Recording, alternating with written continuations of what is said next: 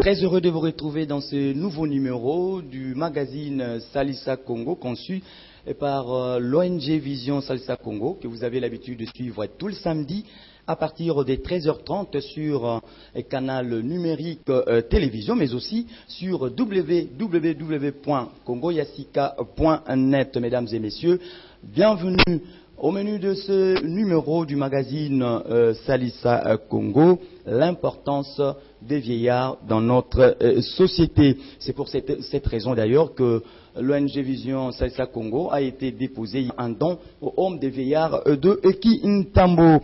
Et pour vous en parler, nous avons comme invité sur ce plateau l'apôtre Daiden Nkuna Musungai. Il est représentant légal de l'Église internationale de Jésus, Sion. Il est également ambassadeur pour la paix, à qui j'ai dit bonjour. Bonjour, monsieur le journaliste. Voilà, et pour vous servir, je ne suis pas seul sur ce plateau. Je suis avec mon excellente consoeur Sylvie Imani, à qui j'ai dit déjà bonjour Sylvie. Bonjour Hardy Saint-Pierre. Voilà. Moi, je suis Hardy Saint-Pierre Niati, votre serviteur. Le décor est déjà planté, mesdames et messieurs. Nous allons donc entrer dans le vif de notre sujet de ce jour. Voilà, nous vous avons présenté comme étant ambassadeur pour la paix. Voudriez-vous nous dire brièvement, c'est quoi être ambassadeur pour la paix, apôtre? Être ambassadeur pour la paix, c'est une appartenance, c'est-à-dire un membre de la fédération pour la paix universelle.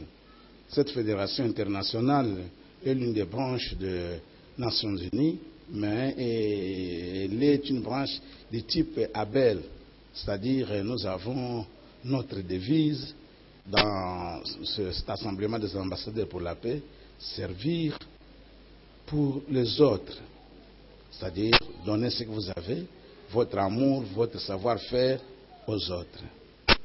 C'est à peu près comme ça. Je suis un membre appartenant à la FPI, qui est Fédération pour la paix universelle. C'est une fédération internationale, évidemment. Venir en aide aux démunis et servir d'intermédiaire à ceux qui veulent leur porter secours, tels sont les objectifs que s'est assigné l'ONG Vision Salissa Congo. C'est dans ce cadre d'ailleurs que cette organisation a été déposée un don au Homme de Vieillard de Kintambo, dont le directeur nous fait ici une brève présentation. L'Homme de Vieillard était d'abord une parcelle appartenant à une dame qui s'appelait Marie-Louise de l'époque. Elle fut star. Cette femme-là était une veuve, elle n'avait pas d'enfant. Un peu avant sa mort, elle avait le Saint-Testament. Elle avait le Saint-Testament que sa parcelle soit érigée pour héberger le vieillard dépourvu de tout soutien. Et après sa mort, vers les années 58, avant l'indépendance, pour préparer l'indépendance, la commune de Kintambo érigea ce bâtiment de 15 portes pour servir de chambre et 5 portes pour servir de toilettes. Ce n'est qu'après le 23 septembre 76 que cette office était devenue sous-tutelle du ministère des Affaires sociales, avec comme mission hébergement et encadrement des personnes de troisième âge dépourvues de tout soutien, notamment familial, financier, psychologique. Voilà la mission. S'en est suivi la remise symbolique de dons par le coordonnateur de l'ONG Vision Salissa Congo, M. Léon Dedo. Le gestionnaire de cet établissement hébergeant les personnes de 3e âge a profité du passage de l'ONG Vision Salisa Congo pour parler des difficultés auxquelles il est confronté dans la gestion de cette structure. Les difficultés sont énormes, de caprices surtout. Les caprices, vous savez, ils sont devenus comme des petits-enfants. Ils sont souvent nerveux. Ce sont des difficultés que nous rencontrons. Et souvent, la restauration. Ils sont devenus comme des petits-enfants. Si ils n'ont pas encore mangé, ils font beaucoup de bruit.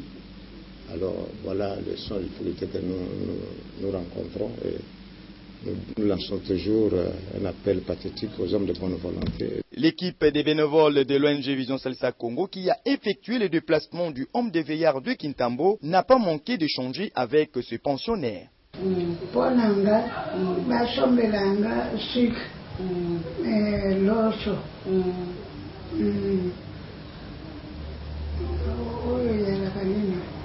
Na miliki savu pana usuko abilamba savu pana usuko la njoto na savu na muna bayaka na mumingi wanani unganga savu oyo kumbula weki maganga bwana le coq so na kanise na loba le coq ya wakime ningi azana makolo. J'ai vécu, j'étais musicien dynamique jazz, oui. J'étais soliste. Nendaki kupatia nani paninganga wewe kule na Kasanyingi. Ndio wanatosha balua anaisha kufika huko. Dawa ndio haununua. Kama watanunua leo kama kesho hayo. Yo subina watu paneto angata. Apôtre, ma question est celle-ci. Vous venez de suivre par les images la remise des dons aux hommes de vieillards de Kintambo par l'ONG Vision Salisa Congo.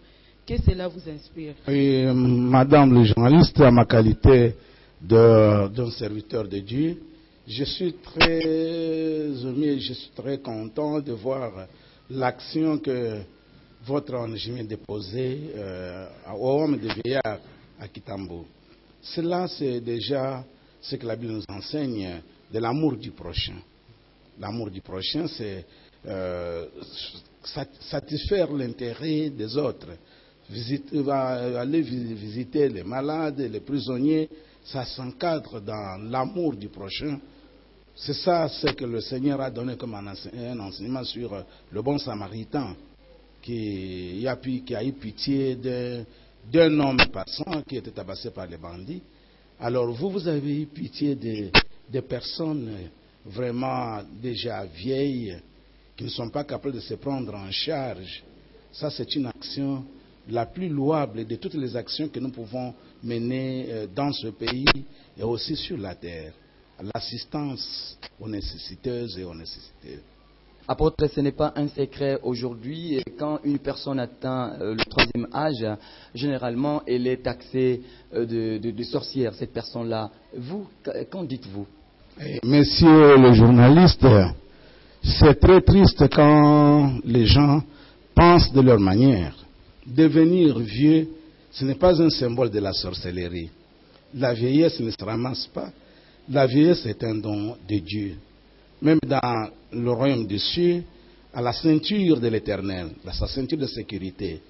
La Bible nous parle qu'il y a 24 vieillards tout autour de ce trône-là. Si le royaume des cieux, si le Créateur Dieu accepte les vieillards dans son royaume, pourquoi nous pouvons les refuser ici sur la terre? Dieu a donné la bonne vie, c'est 70 ans à 80 ans pour les plus robustes, selon Psaume 90 ou 90. Les plus robustes, ils iront jusqu'à 80 ans, voire même au-delà de ça. Être vieux ou devenir vieux, avoir la vieillesse dans son corps, ce n'est pas une maladie, ce n'est pas de la sorcellerie, car les cheveux blancs sont une couronne d'honneur. C'est une couronne qui vient de Dieu. Ça ne se ramasse pas. Donc, pour moi, à ce que je suis, homme de Dieu, ambassadeur pour la paix, je considère beaucoup les vieux comme les monuments de l'histoire, comme les bibliothèques de la nation. Un pays, un village, une nation sans vie, c'est une nation sans sagesse, sans histoire.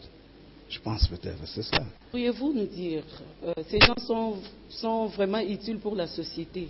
En quoi? Oui, les vieillards sont très utiles pour la société, madame la journaliste. Comme je viens de le dire tout à l'heure, que dans le royaume des cieux, la Bible nous dit dans Apocalypse 4, verset 4, que tout autour du trône de l'Éternel, il y a de 24 vieillards. Ces vieillards-là, je ne sais pas s'ils ont combien d'années, parce qu'ils sont toujours avec Dieu. Alors, les vieillards sont très utiles pour la société. Sans vieux dans la société, il n'y a pas l'histoire de cette société-là. Comment est-ce qu'on parlera de la généalogie d'un peuple quand il n'y a pas de vieillards? C'est ces vieillards qui nous aident de la vraie histoire. C'est ces vieillards qui nous aident vraiment dans la sagesse, dans le savoir-faire. La sagesse, la véritable, se trouve dans la vieillesse, chez les vieillards. Ils sont très utiles parce qu'ils consolident notre société dans leur histoire. Même Jésus-Christ, le Fils de Dieu, quand vous lisez le premier chapitre du livre de Matthieu, de verset 1er jusqu'à 15, jusqu'à 17, vous verrez qu'on parle de la généalogie de Jésus-Christ, c'est-à-dire de ses ancêtres. Ici, quand nous parlons des vieillards, les vieillards sont scindés en deux parties. Il y a les parents et il y a les ancêtres, donc les premiers parents, parce qu'il y a des parents plus proches et les parents plus lointains, qui constituent une nation, une tribu, un village. On ne peut pas parler d'une tribu, d'une nation, sans vraiment parcourir la généalogie des ancêtres pour savoir comment cette tribu s'est constituée. Donc les vieillards, maman, ils sont très utiles dans la société.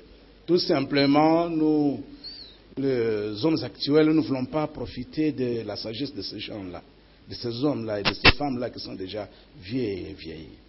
Ils sont très importants et ils sont là pour l'éducation, pour inspirer la sagesse dans la jeunesse. Si vous voyez notre jeunesse aujourd'hui qui est en train de se corrompre parce qu'il n'est pas pris en considération, c'est-à-dire cette jeunesse n'est pas vraiment mise à la responsabilité des vieillards, comme c'était dans des temps passés. Au village, il y avait de vieux, les enfants, les petits-fils allaient chez leur grand-père pour avoir des enseignements, des petites jeunes filles allaient chez leur grand-mère pour avoir des enseignements, donc pour avoir la sagesse, pour savoir comment vivre dans la société. Ils sont très utiles. Ce sont des bibliothèques, ils sont très utiles. Ce sont des monuments pour l'histoire véritable d'un peuple. Nous vous avons bien suivi. Ces gens sont vraiment importants pour la société. Ma question c'est ici. J'aimerais savoir quel traitement doit mériter cette catégorie de gens. Je suis très satisfait de votre question pour vous placer la catégorie de ces gens-là dans la société. Nous devons d'abord avoir de l'honneur pour eux et puis du respect. Ça, c'est vraiment ce que ces gens-là, femmes et hommes vieux, méritent. C'est pourquoi je recours un peu aux Saintes Écritures pour vous donner vraiment le mérite. La catégorie où ces vieux existent et ce que nous devons faire pour eux. Dans le livre de Lévitique, excusez-moi madame, verset 19, chapitre 19, car devant les cheveux blancs, tu t'élèveras devant, tu honoreras la personne du vieillard, tu craindras ton Dieu, je suis l'Éternel. Tu t'élèveras devant la personne du vieillard, tu dois leur donner l'honneur. C'est Dieu qui dit. C'est-à-dire, dans les vieillards, il y a beaucoup de richesses. Les enfants doivent respecter les vieux. Et les plus vieux être protégés. Si Dieu dit que tu dois t'élever devant les gens, ils méritent du respect parce qu'ils ont déjà fait un travail. Ce travail qui prospérer la nation à travers la jeunesse, cette jeunesse ne s'est pas née d'elle-même, cette jeunesse vient de la vieillesse de ces hommes ici et de ces femmes que nous appelons aujourd'hui vieillards. Vous savez, alors il faut les respecter, il faut les honorer. Les honorer en leurs assistants, comme je viens de voir tout à l'heure, c'est que l'ONG vient de faire, donner à manger, les assister. Oui, apôtre, je disais tantôt que ces vieillards, ces vieilles personnes vivent dans des familles, ils vivent dans un pays, ils sont donc dans la société.